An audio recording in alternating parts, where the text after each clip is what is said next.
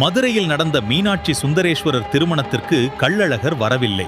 அப்போது அந்த கல்யாணத்தை நடத்தி வைத்தது யாரென்று தெரியுமா? மிகவும் பழமையான காலத்தில் மதுரை நகரம் முழுவதும் ஒரு பெரிய திருவிழா ஒன்று நடந்தது.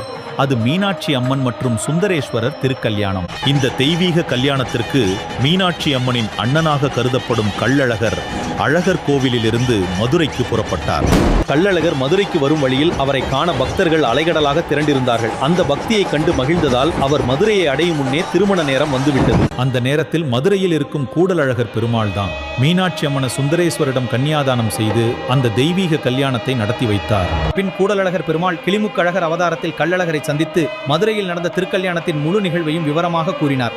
இந்த செய்தி கள்ளழகருக்கு தெரிந்தவுடன் அவர் தனது பயணத்தை நிறுத்திக் கொண்டு தனது பக்தர்களுக்கு அருள்பாலித்து அங்கிருந்து புறப்பட்டார். அதனால்தான் இன்று வரை கள்ளழகர் மதுரைக்குள் வராமல் வைகை ஆற்றில் இறங்கி திரும்பிச் செல்கிறார். அந்த நிகழ்வை